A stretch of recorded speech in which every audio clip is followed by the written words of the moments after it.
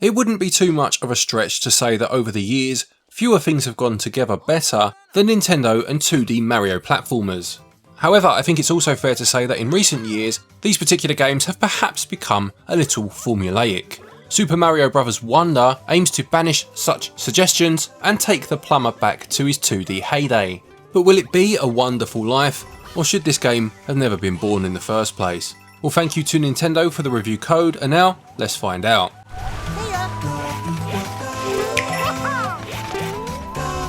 So in terms of story then, this game actually takes place in the Flower Kingdom as opposed to the often used Mushroom Kingdom, after Mario and friends receive an invite from Prince Florian. Things soon go awry though when regular antagonist Bowser turns up and steals the Wonder Flower, merging the castle with his own battleship in the process. It's up to Mario and his pals to once again save the day. In terms of the gameplay then, well, for the most part it does play out as you would expect in terms of that classic 2D Mario platforming. There are a few surprises up its sleeve though, and we'll come to that in a minute, but for the most part you will be making your way from one end of the level to the other, jumping onto the flagpole as high up as you can to successfully end that level and move on to the next one in that particular world, traversing from level to level via a world map. Completing a level will earn you a Wonder Seed, and it's this particular item that will allow you to move further in through the worlds, as you will need a certain amount of these at a particular interval to unlock the next part of the world and continue your quest. As well as getting them at the end of stages though, there are a number of other ways to collect them. First and foremost, and tying into the game's biggest mechanic, is that they are also available within the levels themselves. If you manage to find one, sometimes they are very obviously placed, other times they'll take a bit more investigation, the whole landscape of the level will change and you'll need to traverse in a new way to grab the Wonder Seed a second time, and this time you can keep it. Now what I mean by this is that things do literally change completely. For example, it could be that suddenly you are trying to escape from a chorus of singing piranha plants. It could be that the pipes within the level start to move of their own accord, making it more difficult for you to get to where you need to be. It could be that you need to find a certain amount of coins in the dark, or it could be that there is a sudden stampede of a particular enemy and you'll need to get across the screen before the timer runs out and grab that Wonder Seed. These new sections add a great deal of variety to the gameplay because you're never sure of exactly what you're going to get each time you collect one of these seeds. Not just this, but you can go through the level without even getting these seeds because, as I said, as the levels go on, they are more cleverly placed and you'll need to really search for them, meaning there's a lot of replayability here in terms of going back and almost seeing a completely different side to the level that you wouldn't have seen had you not collected the seed the first time round. As well as the levels themselves, there are other ways to collect these seeds. Again, on the world map you'll see places that you can go into, usually a challenge of some description, and as I mentioned before, you'll need a certain amount of these to be able to unlock the next part of the world. As well as the seeds on the world map, there are also challenge areas that will grant you a badge should you complete them. Now these badges can be equipped to Mario and they will give him certain powers that will aid you in the levels. For example, the first one you collect is the ability to glide by using your cap.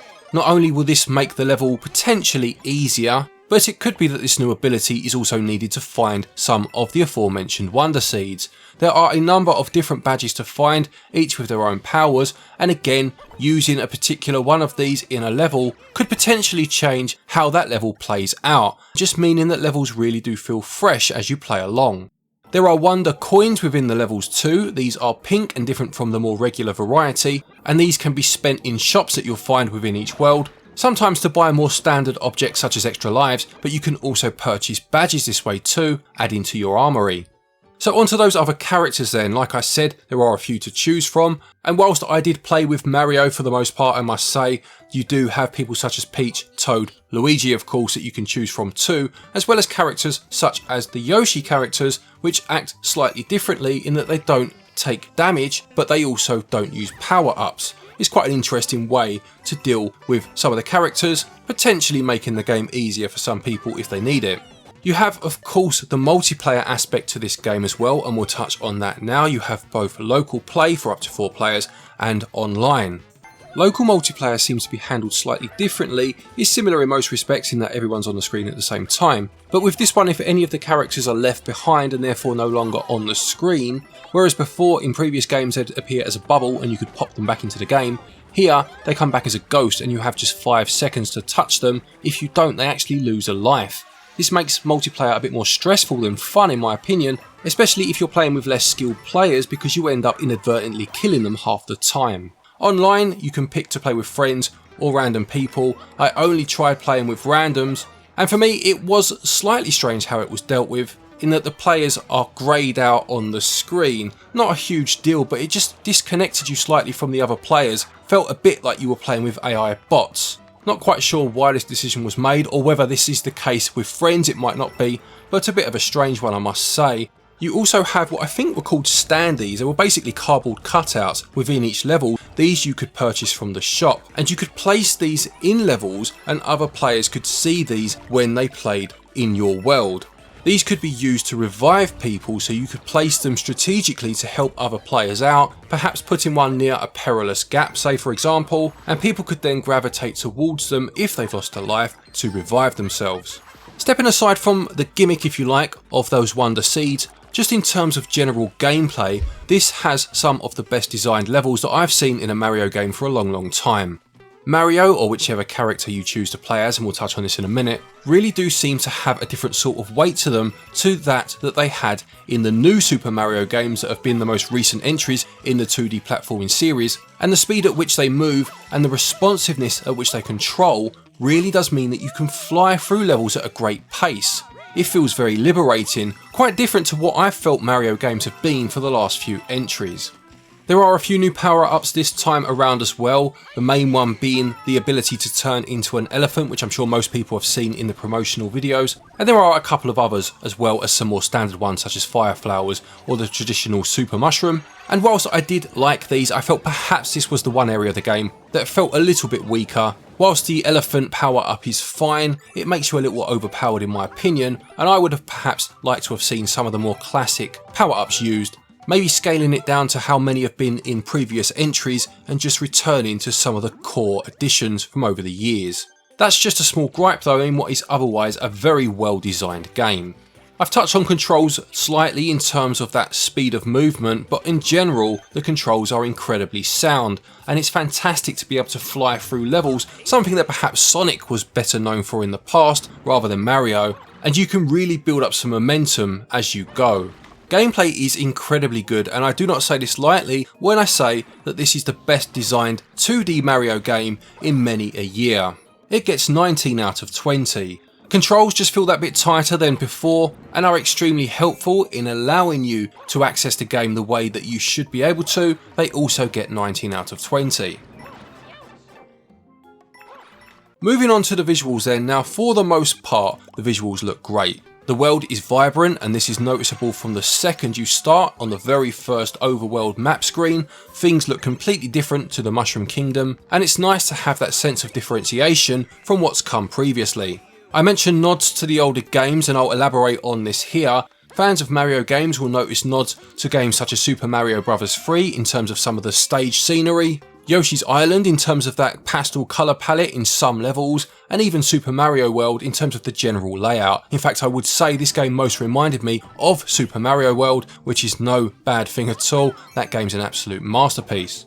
The one thing I will say about the visual style is I wish Nintendo had gone in a completely different style, just because for me this type of visual style in a Mario game now kind of reminds me of the new games, and it would have been nice for them to have broken free of that series completely, as on first glance it can look like not a lot has changed. Now that isn't the case, to be fair, because some of the smaller details shown within the game are absolutely brilliant. Things such as Mario's hand coming back through a pipe to grab his hat whenever he goes through one, the jumping animation which looks much more detailed than before, the small flowers that will shout encouragement at you as you go past them, and even the transition of going from Mario to Super Mario just looks so much more smooth.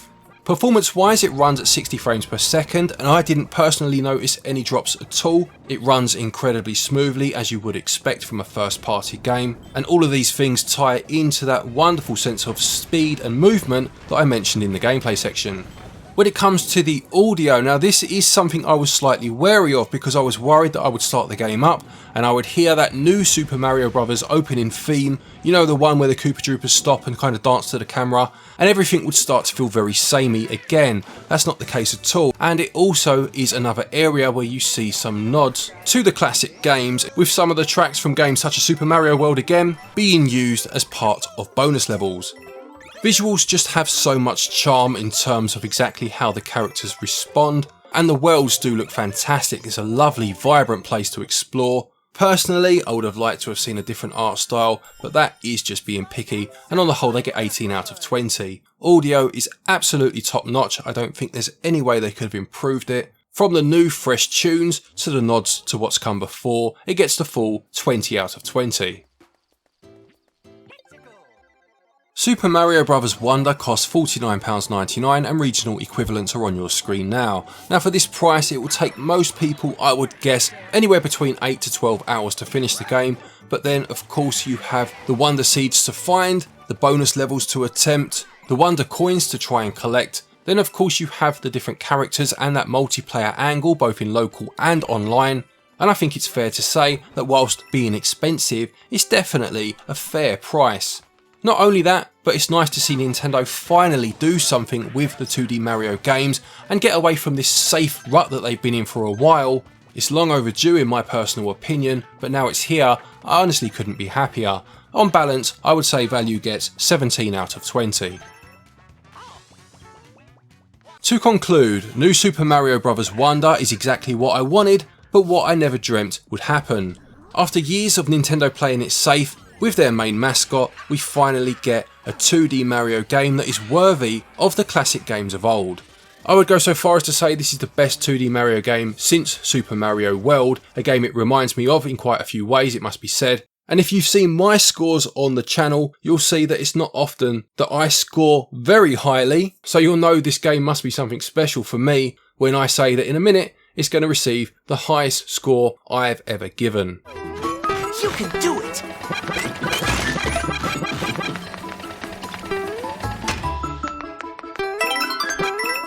Super Mario Bros. Wonder gets a SwitchUp score of 93%.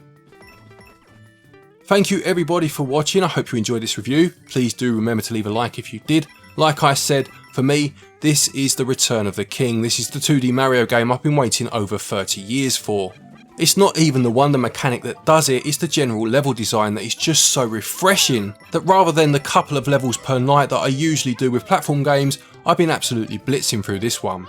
Don't forget, if you are looking for eShop credit to pick this game up or any other game for that matter, you can get your eShop cards via our website switchup.gg. Doing so will earn you SwitchUp tokens that effectively act as 5% cashback, and you can use this against future purchases, and you can get another 5% instant discount off your price by using the code SwitchUp.